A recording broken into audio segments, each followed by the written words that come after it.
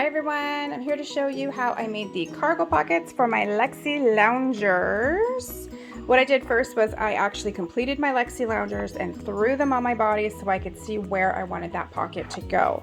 I took into consideration how far below my patch pocket I wanted it to be and how far above my knee I wanted it to be. You can put these wherever you want on your pant leg. I made it nice and easy and just did it along the side seam so I could line that up, but you can put them wherever you want on the leg. So to make my actual pocket, I used some tracing paper as my little pattern. I use tracing paper when I'm using my projector file if I ever need to copy the pattern pieces, so I have a lot of that on hand. And what I did here was I cut out an 8.5, there we go, an 8.5 by 6.5 rectangle. Now I knew that I was going to be taking 2 inches of that length out when I'm making the little middle detail.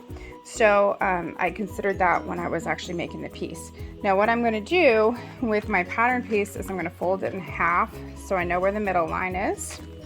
And then from there I'm going to mark on either side of that middle line the 1/2 inch and 1/2 inch. 1/2 inch and 1/2 inch. So I'm actually going 1 full inch out from that middle on either side. I'm going to transfer those marks to my fabric. And then just to make it really easy on myself, I put some pins in those outside little marks. And what we're going to be doing is pinching our fabric together so that these pins meet. So here we are, we're going to take the fabric and pinch it and pull just gently on either side there until your pins meet. So I've got the bottom together and the top is meeting. Now you've got this flap left over in the middle. You're going to be opening that flap up, so put your finger right in the top and bottom and then you're going to push it and flatten it down. That's how you get that really cool detail for the cargo pocket. You're going to be sewing the top and the bottom right across that line just to hold it in place. And then you're going to fold in your sides 1/4 inch.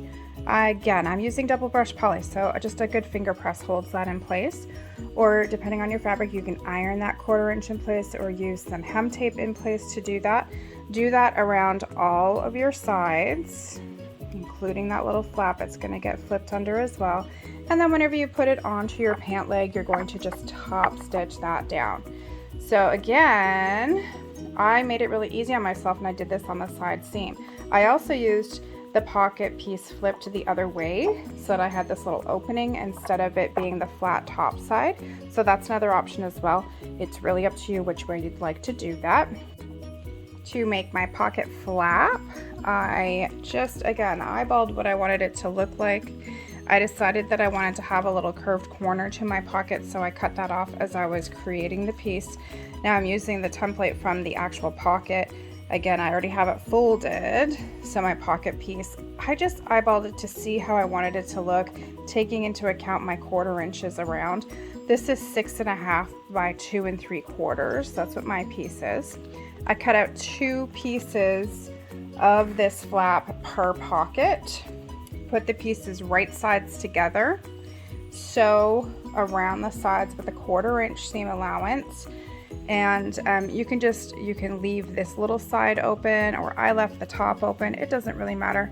And then you flip it right side out. So when your piece is right side out and you've got it all sewn up, I just tucked the top piece under a 1/4 inch and I top stitched it straight down onto the leg when I did it. So you can see over here, there's my top stitch right across, and there's just my 1/4 inch that I had tucked under to get that in place. Now when I was making the cargo pockets for my pair of Lexi Loungers, I knew that this was not going to be a functional pocket for me because I'm using the double brush poly. If I put anything in this pocket, it would make it collapse just from the weight. If I was using something a little bit sturdier, then I could make the flap actually functional, and I would just sew the button to the flap itself, the pocket itself, and then just make a buttonhole into the flap. So you could definitely do that if you want to. You don't even have to put a button on. I put the button on specifically to help hold this shape a little bit better with the double brushed. You can see that my threads are just coming through on each side to hold that in place a little bit better. And that is how I made my cargo pockets for the Lexi Loungers.